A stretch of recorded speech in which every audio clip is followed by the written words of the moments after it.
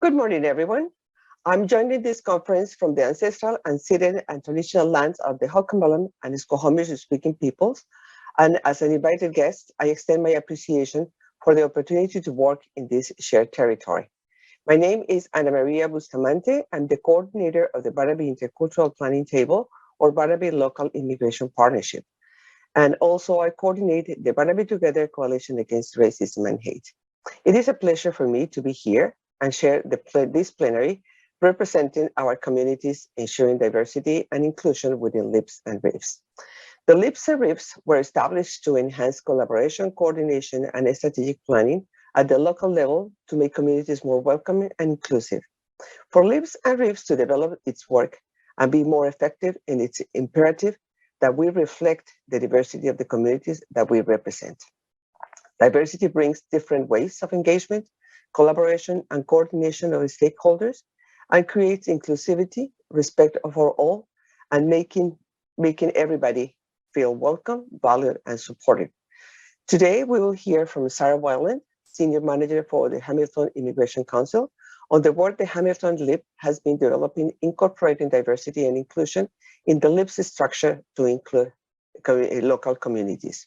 We also hear from Leyla Cherif, Community Development Coordinator of the Francophone Federation of British Columbia, that will present the insights of the work that the Federation is carrying on inclusion and racism issues. And last but not least, we will hear as well from Mariam Balibami. She is the manager of the Surrey LIP, and the most recent work that Surrey has done in developing the Surrey First Peoples Guide for Newcomers, a resource seeking to uplift and amplify the voices of the land-based nations that Surrey occupies, the uncovering hard truths and strengthening a foundation for sharing, understanding, and continue the important work of building solidarity between the Indigenous and newcomers Surrey communities in Surrey. So if you have any questions, please post it in the right-hand column of Field Loop. And also you can vote to prioritize the question that you feel is more important. So I think that is now to hear from our panelists. So our third panelist is going to be Sarah. From 2013 to 2018, Sarah was the creator and leader of the Global Hamilton, the City of Hamilton's Immigrant Attraction and Retention Initiative. She is a dual US-Canadian citizen. She earned her PhD in political science from the University of Maryland. She has worked as an independent researcher focusing on various social issues, especially immigration related. And her clients have included foundations, non-governmental organizations, and all levels of government. From 2005 to 2014, she served on the board of the Hamilton largest settlement agency, including as president and president. So Sarah, the floor is yours. Thank you so much for this invitation to speak. Good morning, everybody. I believe it is morning still across the country. Well, maybe not in the Far East. I want to start with a disclaimer. I'm not an expert on this topic, but thinking and acting more intentionally about equity, diversity and inclusion, racism, and other forms of oppression has been a great learning process for me. I am on a journey with the Hamilton Immigration Partnership Council, which we call HIPSI, and we still have a long way to go. So I have arranged this talk chronologically using a timeline to map our journey. Beginning in 2019, HIPSI staff worked with its members as well as external consultants to take steps to become more community-based, more diverse, and more inclusive. Today, I will outline the key steps that we took to intentionally embed diversity in three key areas: our collective impact strategic planning, our member selection, and our governance, including the creation of an anti-racism working group. So like other LIPs, our previous funding term ran 2017 to 2020. This was also the term of our council and of our strategic plan. So coming into this role, having been in this role about a year, by the spring of 2019, I was getting nervous thinking about what are we going to do when 2020 comes and our strategic plan is finished, et cetera. So that spring, I learned about a program offering collective impact strategic planning support to local immigration partnerships. And then I began a process of working with Inaweave and the McConnell Foundation. In May 2019, HIPSI, a working group, began with social impact advisors on a new collective impact theory of change. So this working group consisted of our chair, the HIPSI chair, and HIPSI committee chairs, and was supported by our staff. We developed a population-level impact statement and a theory of change over the course of 8 meetings that happened during 2019 and early 2020. And when it came time to test this theory of change, which happened between January and March 2020, we did one-on-one interviews with our membership. We held some focus groups and some validation exercises with staff of our partner organizations. And we also had a community-wide online survey. What did we hear during this time? We heard a lot of things, but these are a few of the pieces that we heard. Partners, we heard from that are members of HIPSI that our partners and their organization's values should be reflected in our new theory of change, and that partners wanted to be able to identify where they impact and leverage, and to compare that to HIPSI, to see alignment between HIPSI and between their own organizations. We also heard that the newcomer voice is vital to inform the work. We also heard, for those of us who are working in this field, we've heard for many years that integration is a two-way street. That's a standard IRCC definition of integration. But we heard that in this validation exercise as well, that the community integration of newcomers is two-way, that the community needs to learn about the values, the skills, the gifts, and the talents of those from other countries, just as newcomers acculturate to life in Canada. So each of these areas influenced our focus, and especially the development of some operating principles that inform our work now in HIPSI. And we've articulated these and made them more explicit. Our working group conversations during this time led the leadership to look at what would become 3 principles that underline our work. We see these as foundational to achieving newcomer settlement and sense of belonging, which became the objective, our desired outcome. The first one is that the basic needs of newcomers are foundational to achieving newcomer settlement and a sense of belonging. HIPSI's work will connect influencers and resources in our community to improve equitable access to, for example, affordable housing, food security, employment, and healthcare. And this idea really draws on Maslow's hierarchy of needs, thinking that people can't even begin to think about feeling a sense of belonging or working on mental health if they're not even able to meet their basic needs to live. So that should be a priority for us. Secondly, supporting and advocating for positive outcomes for newcomers in our community must include leadership from those who have been newcomers to Canada themselves. This lived experience and community networks are essential. Thirdly, HIPSI commits to taking practical, positive actions that are informed and evaluated by an anti-racism and anti-oppression approach. These principles should be embedded in all our work. So I'm not going to really talk about this theory of change today because that's not the focus, but I thought I really probably should show it so that you could see what we landed on. This is guiding our work from 2021 to 2025. We have 3 strategic areas of focus: economic stability, social inclusion, and community engagement. And each one of these is supported by a committee. Plus we have an evaluation committee. And our population level impact statement focuses on newcomers having a successful settlement experience and feeling a sense of belonging in Hamilton. Okay, moving on to phase 2, getting our house in order, I call it. So we all know what happened in March 2020.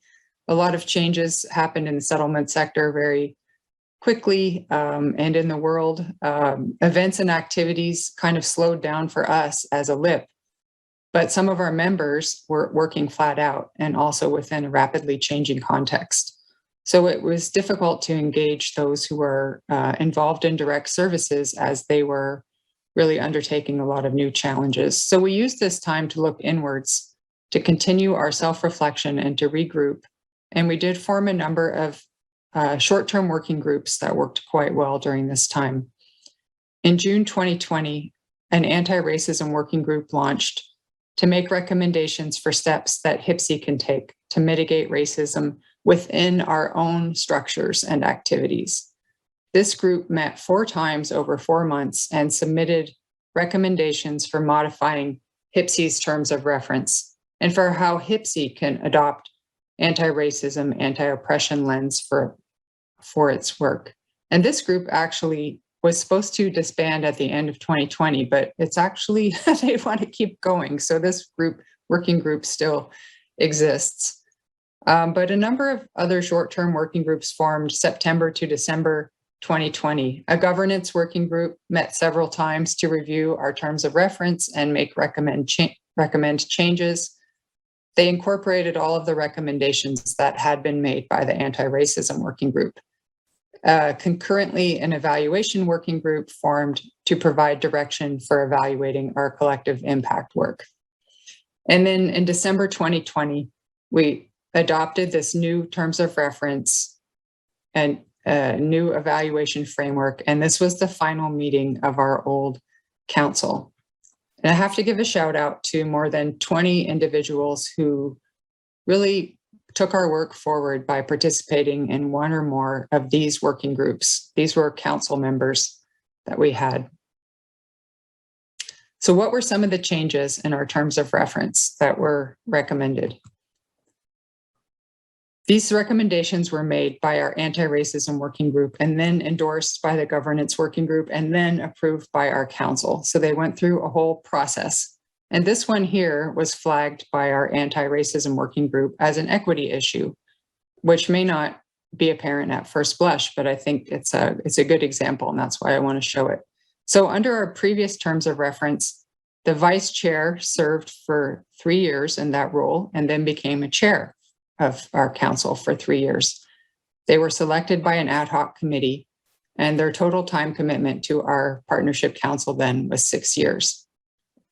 Under the new model, we have a vice chair, a chair, and a past chair, and these positions are held in successive 1-year terms. They are elected directly by the HIPSI membership in a transparent process.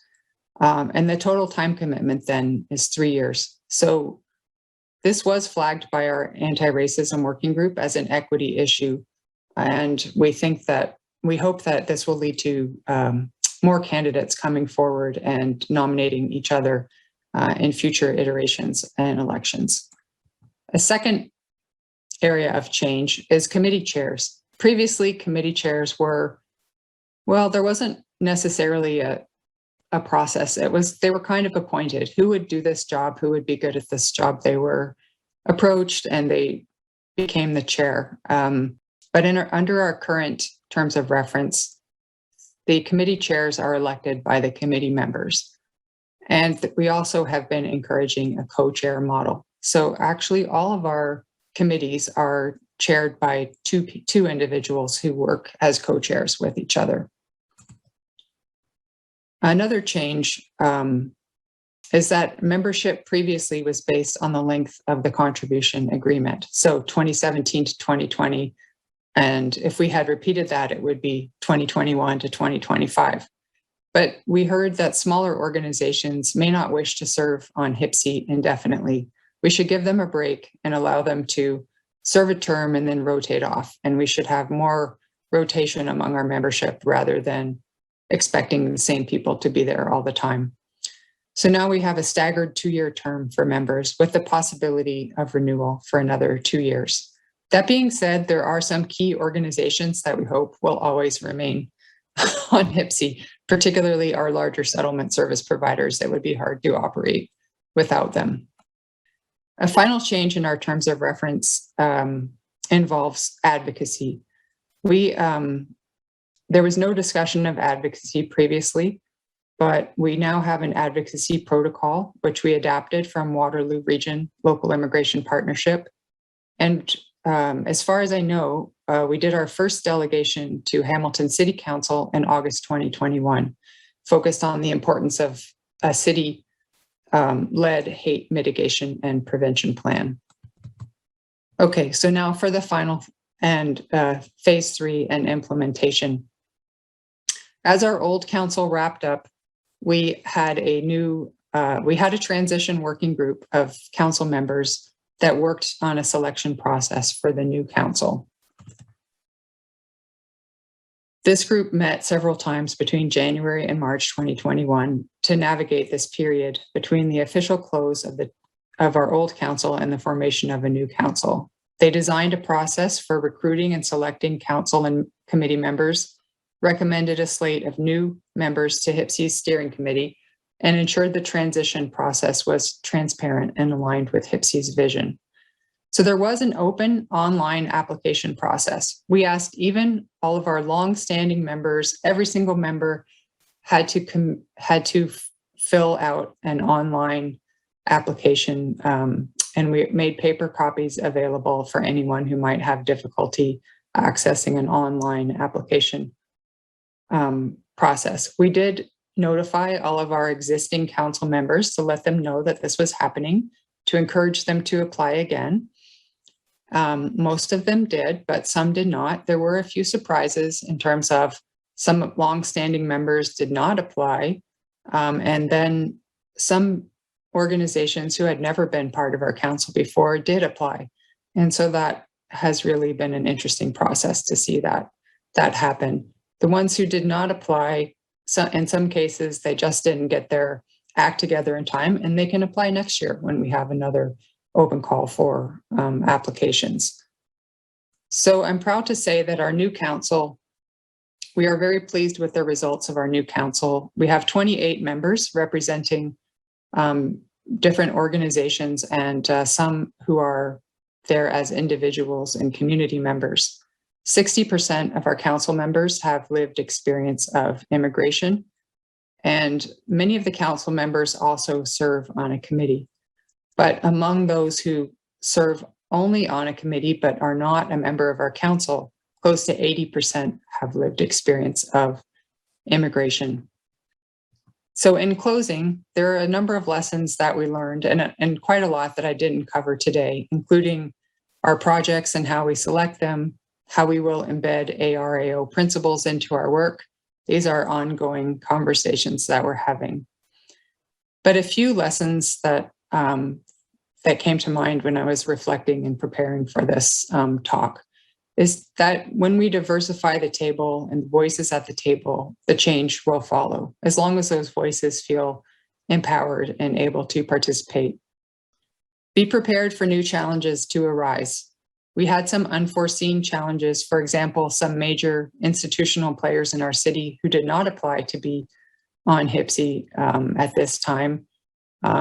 We also had some other different challenges that have arisen through this process, but I think that's okay.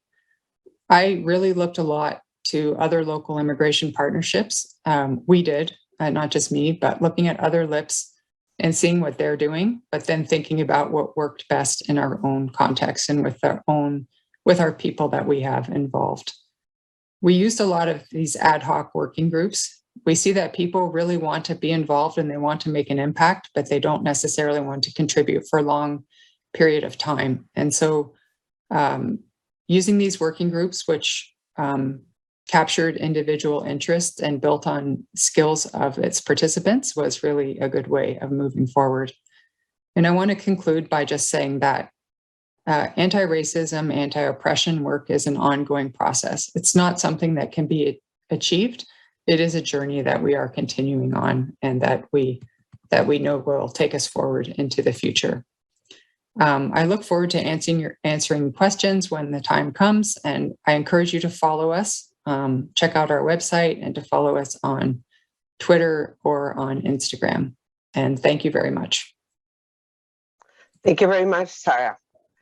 Well, to follow your huge a very interesting presentation, and I think that we all aim to have very good representation of the people who had lived experiences, because they are the ones who can teach us and let us know what is needed right now. Now let's hear from Leyla. Leyla Cherif est des coordinatrices du développement communautaire à la Fédération des francophones de la Colombie-Britannique. Dans son quotidien, elle accompagnait les organisations membres de la francophone communauté Colombie-Britannique sur les différents enjeux de développement de la communauté.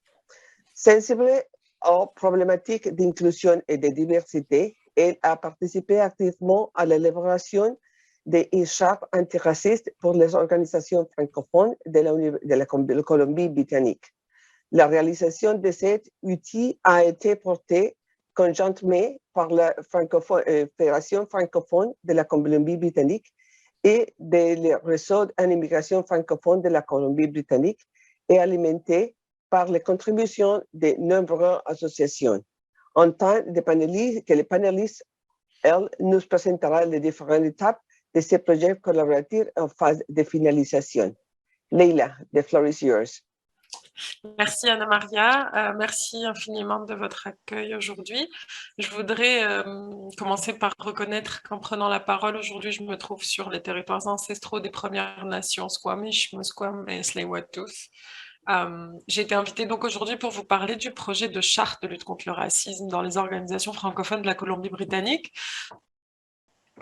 Comme Anna-Maria l'a dit, c'est un projet qui a été piloté par la Fédération des francophones de la Colombie-Britannique et le réseau en immigration francophone de la Colombie-Britannique, et en particulier par une personne qui aujourd'hui n'est plus employée de notre organisation.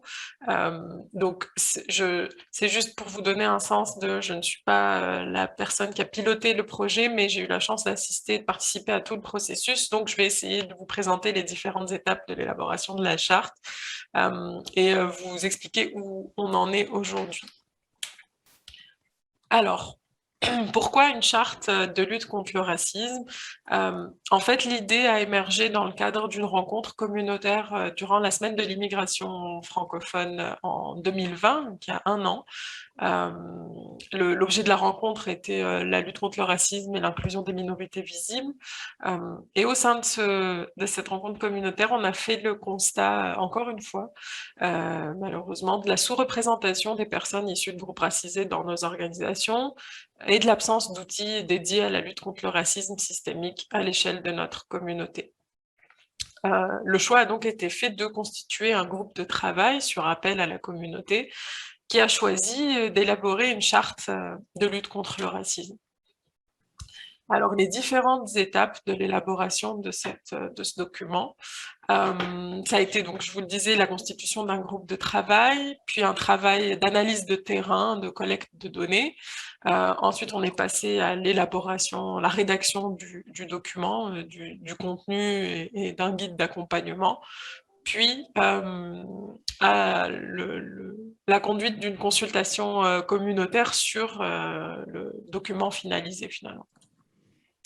Pour le groupe de projets sur la lutte contre le racisme, ce qui est assez intéressant, c'est que le fait que le groupe était très hétérogène, donc il était composé de personnes issues de différentes organisations. Au total, il y avait 11 organisations représentées autour de la table, et il comprenait à la fois des employés, des bénévoles, des directions d'organisations, on a même eu des chercheurs, et on s'est rencontrés au total 11 fois entre le mois de novembre 2020 et de juillet 2021. Alors ça a été à la fois un lieu de partage du vécu où chacun a pu, évidemment autour de la table il y avait beaucoup de personnes issues de groupes ethnoculturels racisés, et donc ça a été aussi un espace un peu cathartique où les gens ont pu prendre la parole et s'exprimer sur leur vécu. Ça a été un espace de réflexion très profond, profonde, et avec parfois des échanges même un peu houleux et le besoin de se repositionner sur où on va, dans quel sens on avance. On a même été amené à faire des recommandations à la Fédération des francophones, à utiliser la fédération comme un espace d'expérimentation sur le recrutement notamment, puisqu'on a été invité à accompagner la direction générale de la fédération dans un processus de recrutement d'une codirection. Donc c'est pour vous donner un peu dresser un peu le portrait de, on a travaillé sur cette charte, mais pas que. Donc les objectifs du groupe, c'était de faire un état des lieux de la représentativité et de l'inclusion des personnes issues de groupes racisés dans les organismes de la communauté francophone. Pour être clair sur la terminologie, dans tout notre processus, quand on a parlé de groupes ou de personnes racisées ou racialisées, on s'est entendu sur une définition qui apparaît dans la Ligue des droits, dans le lexique de la Ligue des droits, c'est une personne racisée est une personne qui appartient de manière réelle ou supposée à un des groupes ayant subi un processus de racisation. On entend que la racisation est un processus politique, social et mental d'altération. Les races et les groupes dits raciaux ou ethniques sont souvent un mélange des genres. On les invoquera ou les supposera en parlant par exemple de musulmans, de juifs, juives, de noirs, donc en fonction de la couleur de peau, d'arabes, en fonction de la langue, ou d'asiatique, en fonction du continent. Donc tout notre processus repose sur cette définition-là. Donc, faire l'état des lieux, l'objectif du groupe de projet était de faire l'état des lieux de la représentativité, mais aussi de développer des outils à l'intention des organismes de la communauté francophone pour les aider et les encourager à adopter des pratiques plus inclusives dans la gestion de leurs ressources humaines. On est ensuite passé à une phase de collecte de données. Ça nous a permis de dresser des constats pour aller de l'avant et encadrer les grands principes de notre charte. C'était important pour nous de pouvoir appuyer la construction du texte sur une analyse de terrain qui soit représentative. Donc cette collecte, elle a été conçue et conduite auprès de bénévoles, auprès de toutes les personnes qui œuvraient dans les organismes francophones, donc les conseils d'administration compris, les employés compris. Donc on a administré un questionnaire en ligne, on a été accompagné pour cette étape aussi pour la construction du questionnaire par un cabinet de consultants spécialisé en diversité et inclusion. Donc on a administré un questionnaire en ligne et qu'on a diffusé auprès de nos organismes membres. Donc la fédération compte autour de 45 membres. Pour que eux mobilisent en fait leur public et pas leur public, pardon, mais leurs employés et les membres de leur conseil d'administration. L'objectif, c'était de recueillir les opinions, les expériences et les connaissances qu'il y avait dans la communauté sur les facteurs qui contribuent à l'inclusion des personnes racisées et évidemment les obstacles. Mais aussi de recueillir des idées sur les leviers d'action potentiels qui pourraient nous aider à améliorer nos pratiques et à bâtir un milieu de travail plus inclusif et à terme aboutir sur des effectifs plus diversifiés. En termes de ce qui est ressorti de cette analyse de terrain, et je vais être assez succincte, donc on a eu 115 répondants sur si on estime à la louche le nombre de personnes qui étaient visées par le questionnaire, on est sur à peu près 200 personnes, donc on est quand même assez représentatif si on est au-delà de 50% de répondants en moyenne. Les personnes qui ont répondu sont, comme je vous le disais, à différents postes dans la communauté francophone. Donc, parmi ces répondants, 60% sont nés à l'extérieur du Canada, 29% appartiennent à un groupe racisé, Dans ces 29%, 23% disent avoir été victimes de discrimination sur leur lieu de travail. 60% estiment que les personnes issues de groupes racisés ne sont pas ou peu représentées au niveau des salariés, des employés, des organisations. Et à 80, on retrouve ce chiffre à 80% au niveau de la gouvernance, donc la représentation dans la gouvernance. En termes des recommandations qui sont ressorties de cette analyse de terrain, donc la première était une forte demande d'éduquer et de sensibiliser les employés, les employeurs à la diversité en milieu de travail, d'outiller le leadership et les responsables des ressources humaines pour des pratiques inclusives non discriminatoires et antiracistes, et d'engager les organismes dans une démarche de progression en matière d'inclusivité et d'antiracisme qui soit durable. Donc, ça a un peu donné toute son assise au projet de charte, ces résultats. Donc, une fois qu'on a fini cette phase d'analyse de terrain, on s'est senti assez à l'aise et outillé pour commencer la rédaction de la charte. Donc, je vais vous parler un petit peu du contenu de ce document.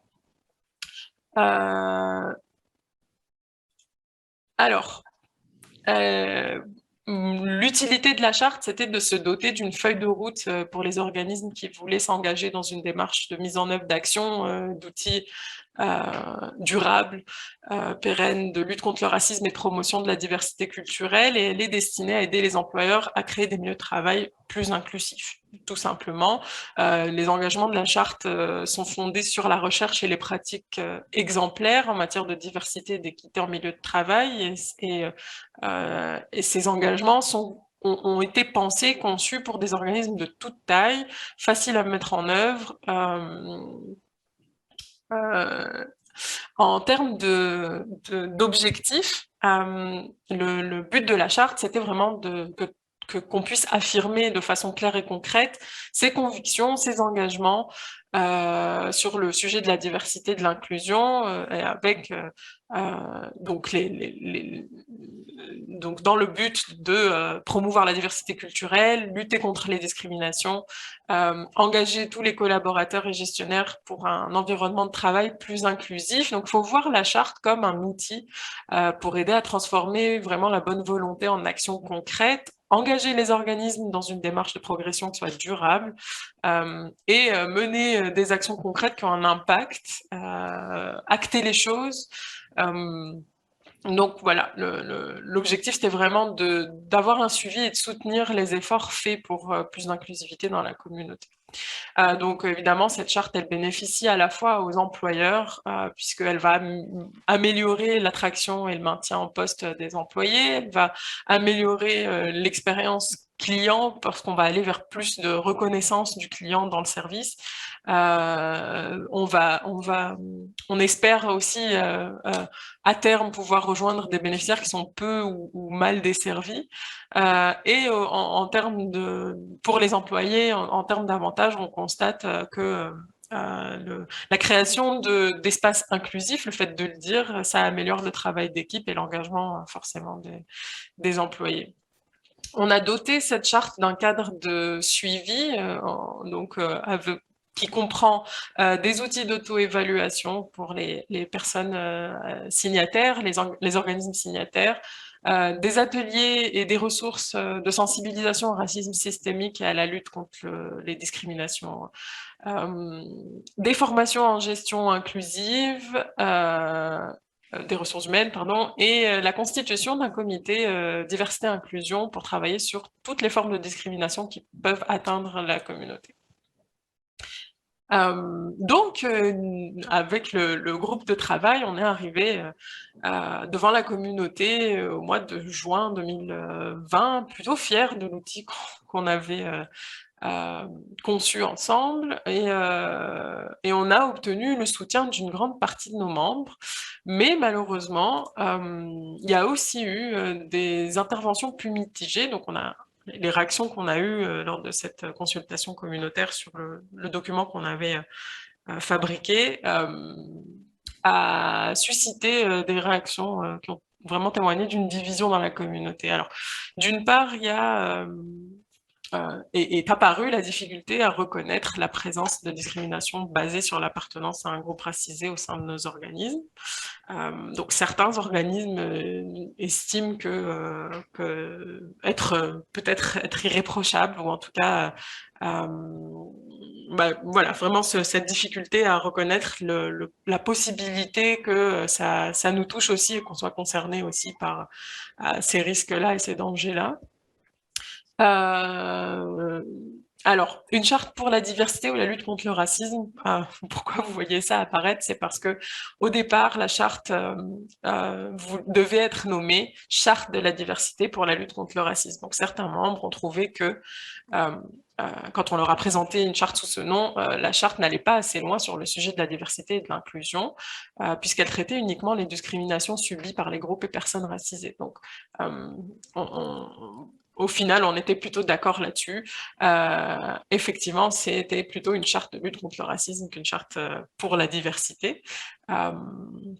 Donc, face à ces réticences, ces réflexions, ces préoccupations, on a décidé de laisser un peu plus de temps à la communauté pour digérer le document, l'aborder, pour que les organisations membres puissent l'aborder avec leur conseil d'administration et puis nous faire des retours. Ce qui est, alors voilà, donc ce qui est intéressant, je devais finir par vous présenter où on en était aujourd'hui. Et ce qui est intéressant, c'est que au moment où j'ai envoyé ma présentation à l'équipe de la conférence d'aujourd'hui, on était en pleine phase de relecture linguistique, donc c'est vraiment il y a une dizaine de jours.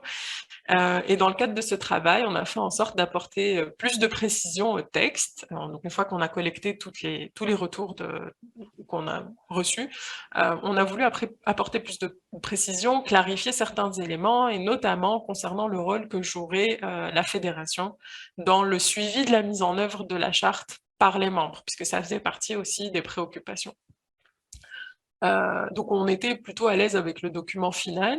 On pensait avoir répondu à peu près aux préoccupations des organismes qui nous avaient fait part de leurs réserves au moment de la consultation.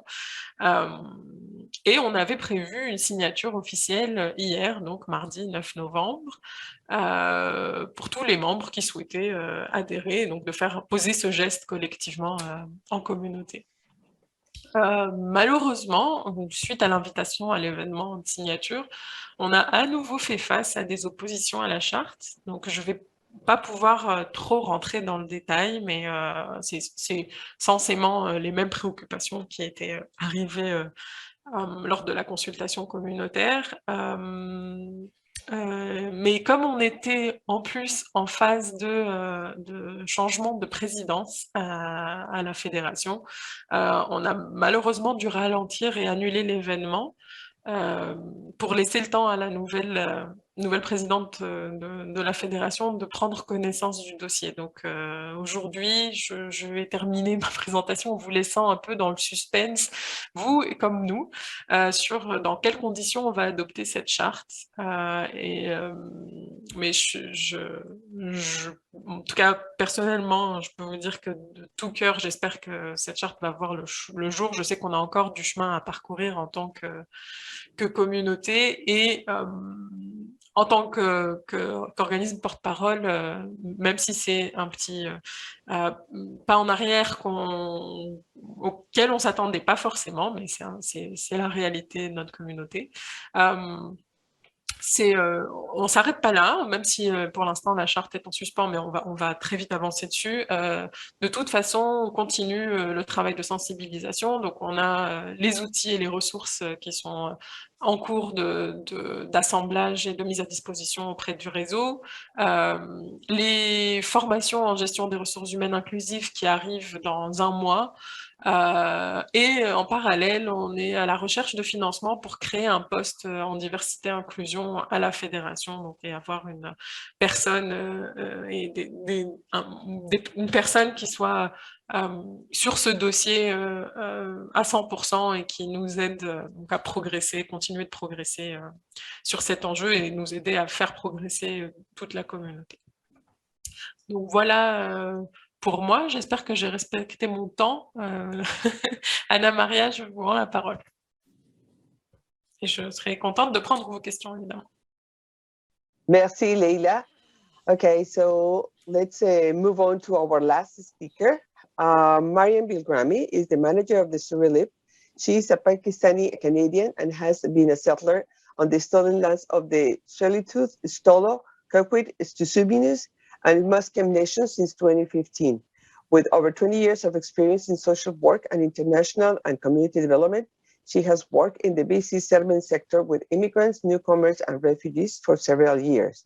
Mariam is also a certified Justice, Equity, Diversity, and Inclusion practitioner and is a consultant specializing in anti-racism and anti-oppressive system change, who passionately advocates for social justice in all aspects of her life. For everybody, please post your questions on the right-hand side in the chat, on the Q&A of the field lab, and also prioritize them. So, Mariam, the floor is yours. Thank you so much, Anna Maria. Hello, good morning, good afternoon. I know folks are here from everywhere, so thank you so much for being here. Thank you for having me. I'm honored to be here. So today I am coming to you from the sacred, traditional, unsurrendered, and stolen land of the Tsleil-Waututh, Coquitlam, Squamish, and Musqueam nations.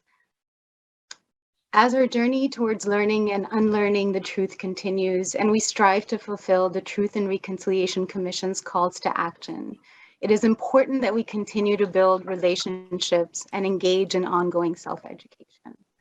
Allyship is a continuous process and one that we all must commit to engaging in fully. Recognizing traditional, unceded, stolen territory expresses respect, gratitude, and appreciation for the Indigenous peoples whose lands we live on, uninvited. It is recognition of their presence both in the past and the present. Vocalizing the purposeful harms of the past and those that currently persist, we must dedicate ourselves to moving forward in partnership with Indigenous communities in a spirit of respectful and reciprocal collaboration. This is especially vital to keep in mind when working towards relationship building and dialogue between newcomers and Indigenous peoples. So before I start, I already mentioned my name is Mariam Bilgrami, but I would like to say my pronouns are she and hers. I am an uninvited settler on these lands. I am a proud Pakistani Canadian. I am also the manager of the Surrey Local Immigration Partnership, a social justice addict, and I love travel, yoga, plants, and eating. This is all to say, just to humanize myself, to say I am not an expert. I am still learning and unlearning. And today what I will be sharing with you are a few learnings that have stood out for me. But before I go there, I would like to talk a little bit about what being a settler means to me.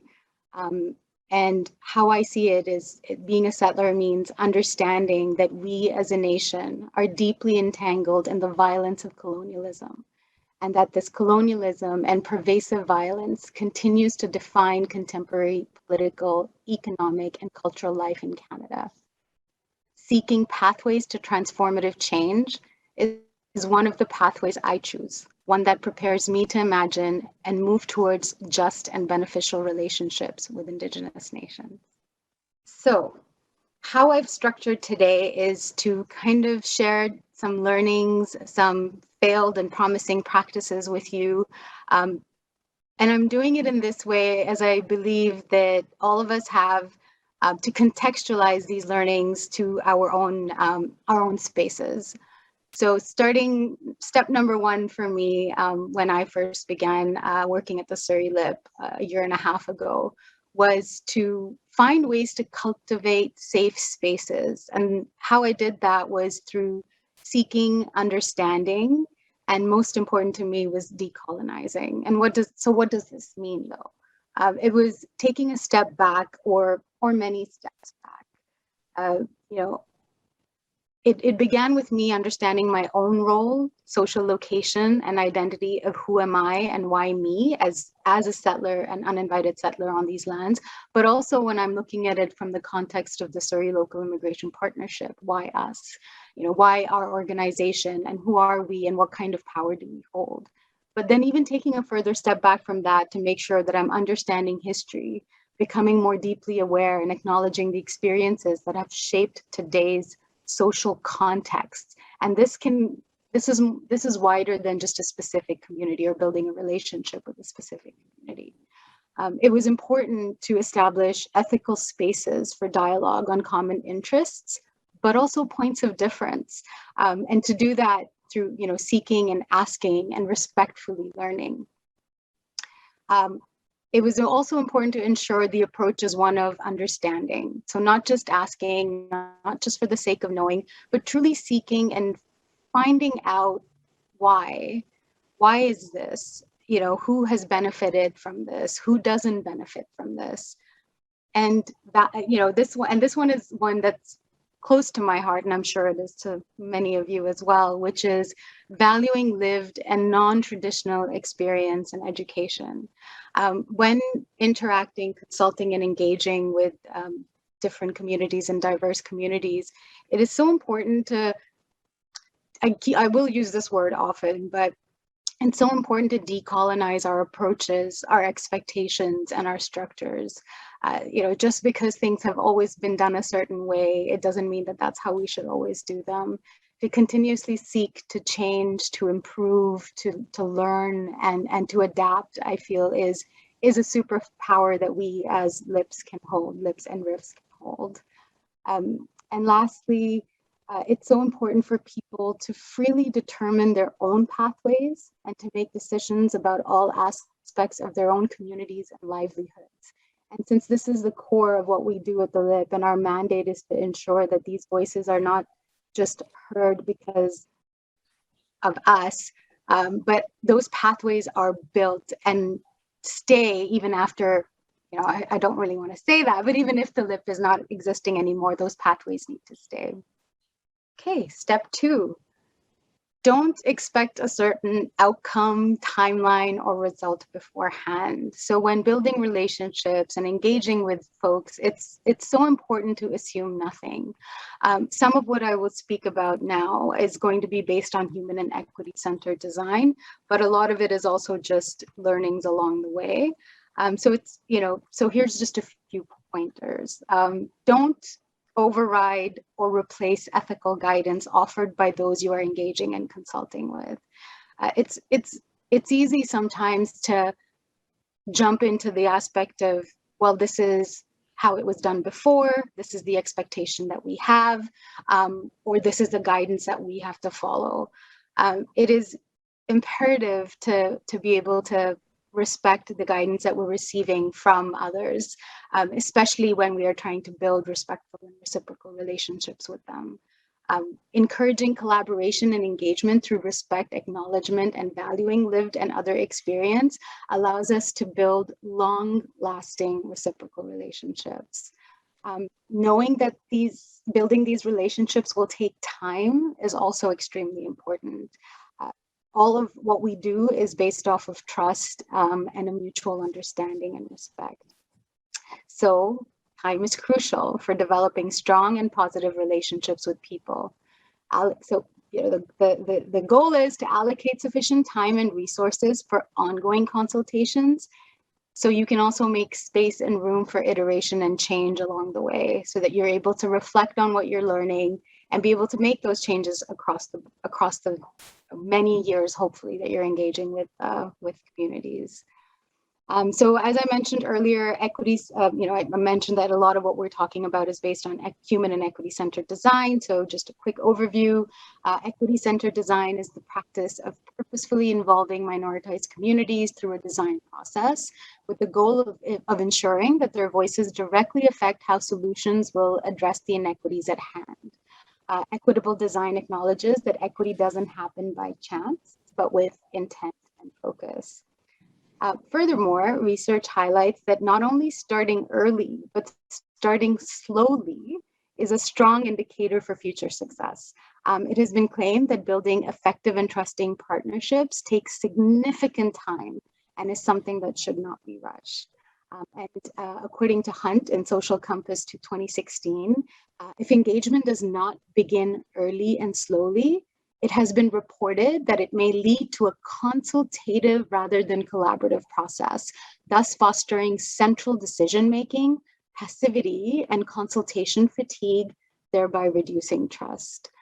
So one of the successes that I can point at with the Surrey First Nations Guide for Newcomers that we developed with the Surrey Local Immigration Partnership, and in collaboration with Indigenous communities, newcomer communities, and our external consultants, the relationship building began years ago. So this was about 6 years of relationship building and we were able to use those 6 years to be able to result in this successful resource, which I will share.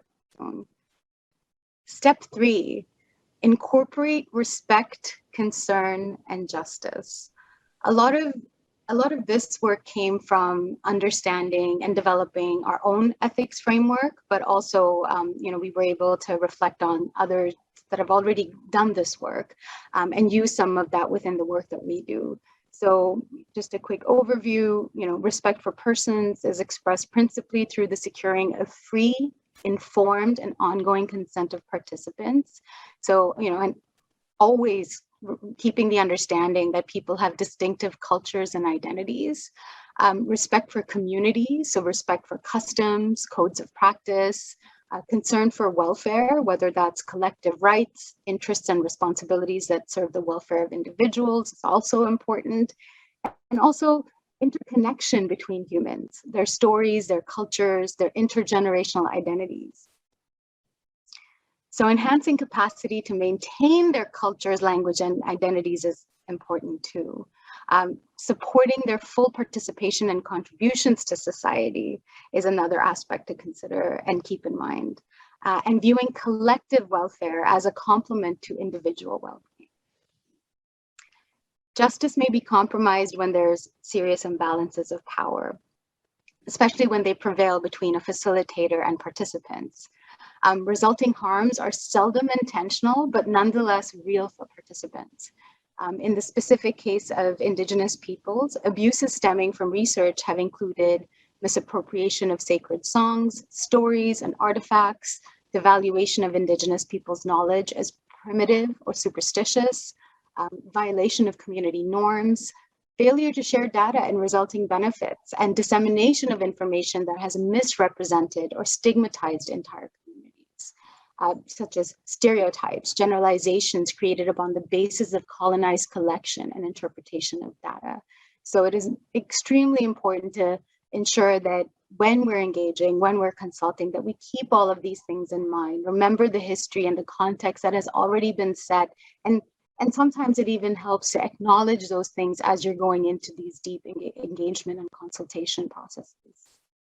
Step 4, mutual, reciprocal, and collective collaboration. And I know that a lot of what I'm talking about are things that you all already know. So I do appreciate the time to be able to share this with you.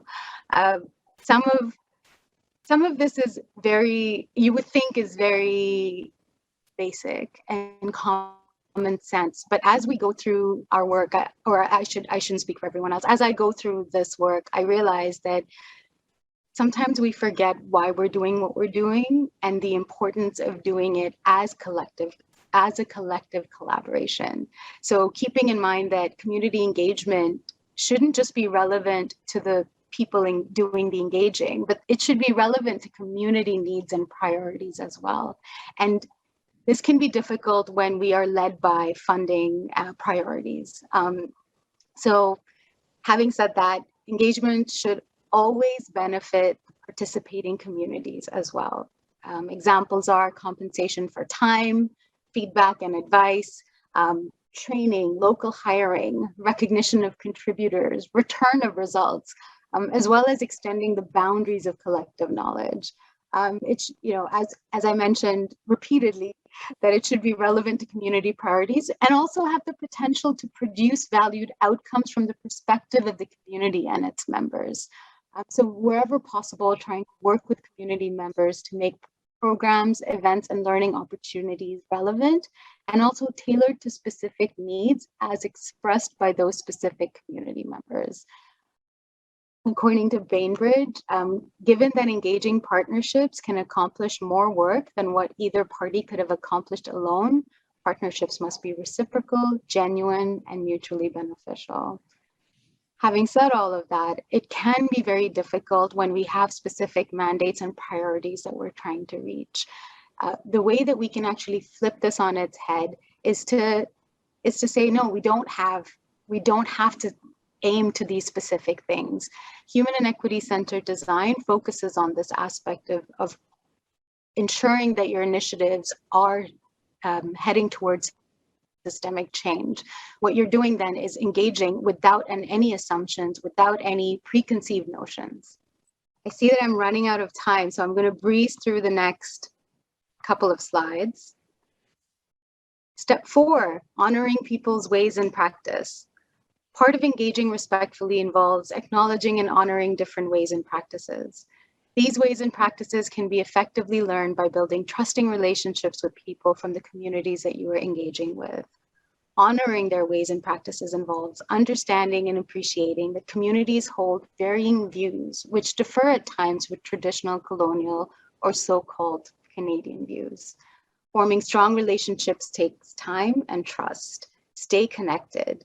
Seek advice from the people that you're engaging with consistently, often, and not just initially or upon reflection. Use strength-based approaches, as each community is different. There are equally as many unique strengths and priorities of each community. Any engagement process should begin by recognizing strengths and resiliency within communities, and this strength-based approach implies a conscious effort to build from a community's assets, achievements, and structures. Recognize and work with their strengths rather than seeing only problems and shortcomings. Step 5, share, communicate, and explore. Co-develop a relationship framework agreement together if you can. This might be a big ask, but it really, really helps to involve the people that you're engaging with in developing relationship frameworks. So there is a deep understanding from the beginning and a framework that you can work through. This can include things like informed consent in first language, purpose of what you're doing, what your intent is, what outcomes you hope for, and what happens when things don't work as you expect. It is also important to talk about who is funding these initiatives and what are their priorities, why are they asking these questions, and what will come of this. And lastly, responsive funding, continuous reflections, and progressive leadership. Flexible funding arrangements are needed to support engagement with Indigenous and other communities, both in terms of time and activities. As previously noted, engagement is a long-term process, which in itself entails a responsive funding structure. Leniency may be required to support a fulsome engagement process. Agencies who want to work with Indigenous and other populations additionally require funds dedicated to respecting and honoring specific needs, protocols, and traditions. This can take the form of elder honoraria, physical gifts to an Indigenous person sharing knowledge, and traditional tobacco for use during prayers, but also things like transport, childcare, special dietary requirements and requests, and most importantly, compensation for time. To nurture and sustain a relationship, it is suggested to incorporate a process of continued reflection. This critical analysis can act as a checkpoint to scrutinize partnerships with regards to balance of power and ensure that the opportunities being provided are meaningful and that members are equally respected. Feedback loops are essential to our development and success. They are how we learn and grow. As we progress through our everyday lives, we constantly use feedback loops to guide us. Making observations, corrections, and taking actions based on feedback from an array of different sources ensures that we're integrating these loops into our engagement process. Those seeking to equitably engage with people require leadership that is committed to doing things differently without the context of bureaucratic silos. This is reflective of a participatory governance model where power is shared, innovation is supported, and meaningful participation strategies are utilized. This could be a shift for some organizations that typically work within short timelines, focus on fixing problems, and follow a business as usual model. Such change in organizational culture can be challenging, but is needed to intentionally, meaningfully, and effectively engage with people. A progressive leader working with diverse partners will avoid authoritative decision-making or impose solutions, rather looking for ways to build consensus amongst the group to make decisions more legitimate. Just to put it all together in a quick nutshell, I really, really appreciated this quote from Blue Quills First Nations College, which is, "Learning is a collective activity, not individual. It is built on relationships. It is about the relationship with self, with history, with language, with learning, with family, and with community." And with that, I am going to end with an amazing quote that Michael Kelly Gabriel, a Kwantlen Cultural Ambassador, gave us for the Surrey First Peoples Guide for Newcomers. And he said, "We start our gatherings by singing a song to thank our guests for traveling to our ceremony. This opening song plays another purpose as well. It is meant to ground the guests so we can all work with one heart and one mind. The word for this is lesamot in our language, working with one heart and one mind for the good of people." I certainly hope that we've been able to do that, not just with the Surrey LIP, but also with the conference the past few days and also for the rest of the day today. Thank you so much for your time. I would also like to just thank all of the people that were responsible for creating the Surrey First Peoples Guide for Newcomers. If you'd like to take a look, it's available in English, Punjabi, Tagalog, Mandarin, and coming soon in French, Hindi, and Korean. Please take a look at our website. And if you would like to reach out to me, here's my information. Thank you all very much for your time today. Thank you very much. Okay, so thank you to the three panelists. Very excellent project that you're doing. And we already have some questions in here for you. So let's start with Sarah. There is although the conversation focused on diversity and inclusion, can you briefly expand on your advocacy protocol? Sure. Yeah, I knew that would attract some attention. The advocacy protocol is like an appendix to our terms of reference, and it's a statement that advocacy is important to our work as a collective, that it's one of the tools that we can use. It also outlines appropriate methods of advocacy, such as writing letters, presentations, delegations to council, etc. And it recognizes the IRCC guidelines around advocacy, they're pasted into that document, and outlines certain issues around which we might want to take advocacy. So as a LIP, we monitor current events and opportunities, such as what's in front of our city council. We are embedded in the city and the municipality. And we also look for opportunities to engage in collaborative initiatives, such as in Ontario recently, there was something called the Just Recovery Campaign. So we take that to our council and ask them to endorse our participation in that and our support for that, and to share it. So thank you. There is a question for Leyla here. It says, il sera vraiment utile de voir la formation sur la gestion inclusive des ressources humaines. Est-elle disponible pour des autres personnes à vérifier? Merci Anna Maria, merci à la personne qui pose la question. La formation sur la gestion inclusive des ressources humaines, elle est composée, fabriquée par un cabinet de consultation en diversité et inclusion. C'est le cabinet qui nous a accompagnés sur l'élaboration de la charte. Ce cabinet s'appelle Diversis. Nous, on travaille avec eux en français, ils sont francophones. Je sais Je ne sais pas s'ils proposent des formations en anglais, mais très certainement qu'ils ont des collaborateurs et des partenaires anglophones, si la personne souhaitait une formation en anglais. Donc, ça me fera plaisir de continuer la discussion. Si vous voulez que je vous mette en contact, j'invite nos hôtes à partager mes coordonnées avec les participants et je pourrais vous mettre en contact avec le cabinet qui pourra peut-être vous aider à trouver le bon format de formation. De notre côté, la formation en gestion inclusive aura lieu en janvier, le 27 janvier, et on commence en décembre par un atelier, une formation plutôt de sensibilisation et de recensement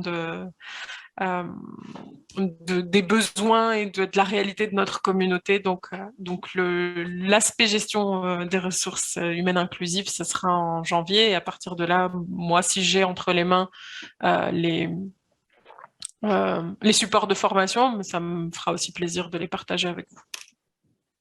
Merci, Leyla. There's a question for Mariam. Could please elaborate how decisions are made? Is local government part of the partnership, and what is their role in the decision making? Thank you for that question. So we've been able to engage our local municipal government through ensuring that we have representation on the main Surrey LIP Council. So we are fortunate enough to have Councillor Brenda Locke as our co-chair of the main Surrey LIP Council. And through her, the government is represented. So whenever decisions are being made or whenever conversations are coming up, there is representation there. But again, our council is made up of 44 members, and each member has one vote. So there isn't, as far as governance is concerned, there's equal votes and equal opportunities for folks to be able to decide how things are run. I hope that answers your question. Thank you, Mariam. There's another question for Sarah. Is the ratio of individuals with lived experience of immigration to Canada to those without that experience you've achieved in your council and committees reflective to the leadership within member organizations? If not, how do you achieve that council representation while also ensuring adequate engagement of member organization leadership? Yeah, that's a really good question and something that we thought a lot about as we were working through this process. I do think there has been some turnover in the leadership locally so that we see more diversity in the people who are the heads of various organizations that have traditionally been part of our council.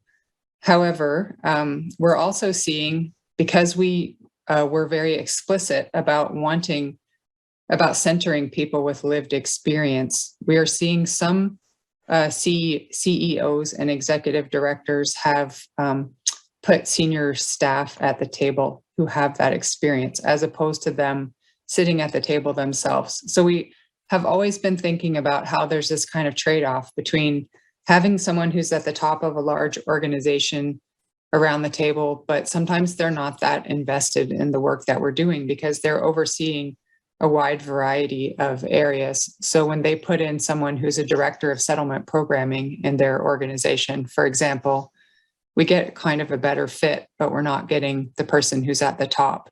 So it's a bit of a trade-off, but I think this is new. So it's been less than a year and we'll see how it goes. But we're moving more towards having people around the table who are really more invested in the work that we're doing and whose own work coincides more with that.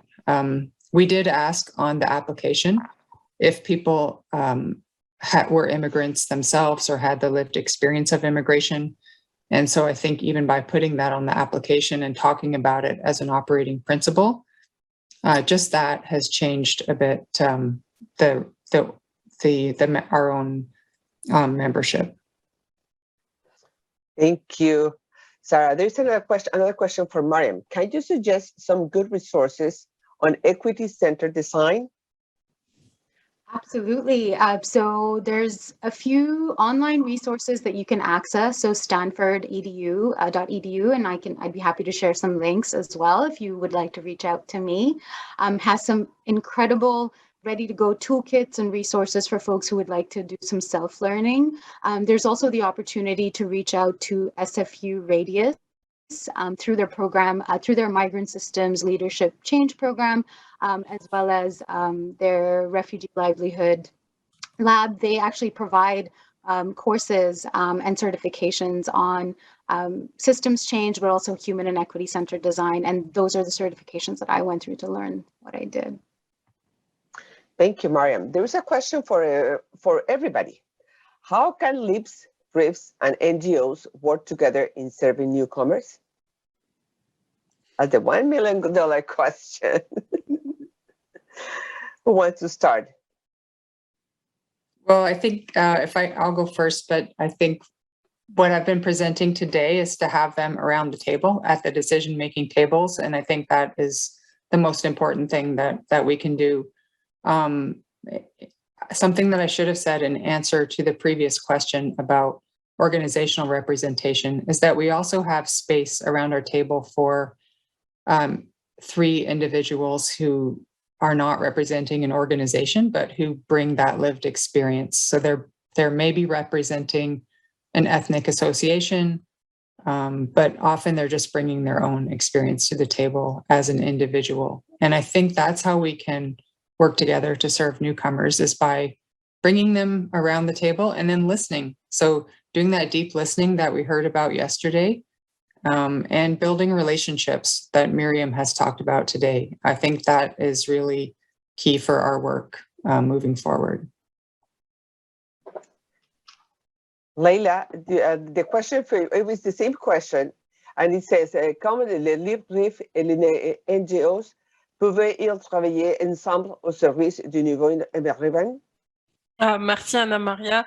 Alors, étant donné que je ne suis pas employée du RIF à proprement parler, mais de la fédération, je vais pas pouvoir répondre à cette question de manière spécifique ou avec une perspective RIF, mais j'irai dans le sens de ce que Sarah disait, c'est-à-dire que comme on travaillerait avec tout autre réseau, tout autre ensemble d'organismes, commencer par se mettre autour de la table et définir ensemble quels sont les objectifs communs, les points de convergence et comment on peut se compléter et dans quelle complémentarité on peut apporter des réponses aux nouveaux arrivants. Alors, mais je réponds en toute humilité parce que je saurais pas répondre à la place d'une personne qui travaille dans un RIF. Okay.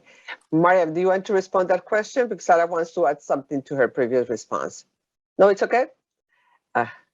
No, actually, I was going to actually say, Sarah, thank you for saying what you did, because it's so important to be able to ensure the respectful, reciprocal relationship building aspect of it, and ensuring that everyone, well, not everyone, as many as possible have voices at the table. So I believe that, you know, the initial way of doing, which was, this is what we need from you, so we're asking you to be at this table, be flipped on its head instead, and we can say, you are at this table and you are telling us what you need and what is valuable to you. And then that is how we as LIPs can support and do this work together, LIPs and RIFs. Yeah, and I think it's interesting because I think we all, in the work that we do through the LIPs, it's like we base ourselves sometimes through the Immigrant Advisory Council. And the way that Barnaby has done it is we that have this council, and not only they are their voices of the community to the LIP, and the LIP voices to their communities, but as well, they are invited to participate in any of the working groups that we have, or even coming to the committee big table. And also we have individuals being part of the working groups, because that's what we need to hear. And they are the ones who need to. And sometimes within the Immigrant Advisory Council, we have people with lived experience, not only newcomers, but at the same time, people who already might be a Canadian citizen, a naturalized citizen, who can share the experiences and how they deal with a lot of issues with the immigrants. Okay, so let's go back to, I have a couple of questions on my side for some of you. And one of the questions for Sarah is, how important was the specific strategic planning model you follow to achieving more equitable and inclusive outcomes? Was it the model that mattered or something else? I don't think there was anything magical about the model itself. It was more the process and the taking time. Again, who was part of that planning committee, and the relationships that were built as that group met over time, over the course of close to a year, meeting monthly and having those kind of deep conversations. I think that was really more important than the fact that we worked with social impact advisors or were helped by NOEF or those kinds of things. It did help to have someone else with the process in place, because I didn't have the background to go through strategic planning on my own. But it was really about, again, having different people at the table, diversity at the table, and also making sure that those individuals felt comfortable to share their thoughts. Perfect, thank you. I have a question for Leyla. Quel est le processus d'adhésion à la carte? Existe-t-il des sanctions ou autres modes de contrainte qui incitent au respect de la charte? Merci Anna-Maria. Donc, la charte, il est fait sur base volontaire. Donc, elle est évidemment fortement encouragée pour les organismes qui sont aujourd'hui membres de la fédération et du RIF, de la Colombie-Britannique. Par contre, l'adhésion va être requise pour les organismes non membres qui souhaitent rejoindre la fédération et le RIF. Et pour adhérer à la charte, on propose le processus suivant, c'est-à-dire que l'organisation va déclarer son intention d'adhérer et de s'engager à respecter les valeurs énoncées.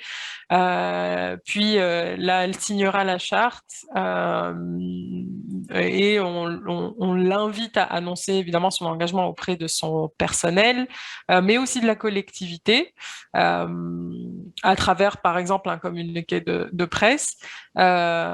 Puis ensuite, c'est sur la mise en œuvre de la charte, on va encourager à ce que l'organisation élabore un plan d'action pour mettre en œuvre les engagements, bien sûr en priorisant en fonction des ressources disponibles et au sein de l'organisation et de ce qui est la réalité du terrain. Et ensuite, l'organisme est invité à participer à des sessions d'intelligence collective et de contribuer en fait de son expérience et de prendre l'expérience de la communauté sur les pratiques innovantes en termes d'inclusion, de la diversité culturelle et de lutte contre le racisme, et dans le but que chacun puisse bénéficier de l'expérience de ses pairs pour améliorer ses pratiques. C'est vraiment un engagement collectif où chacun aura une voix et sa part à contribuer pour ensemble améliorer nos pratiques en tant que communauté. Thank you very much, Leyla. And I think this is the wrap up of the session today, of this plenary. I would like to say thank you to Sarah, Mariam, and Leyla. You have provided great insights of the work that all you are doing. And I think that just keep up with the good work. We'll hope to see you next time. Thank you. Thank you, merci. Bonne journée, bye.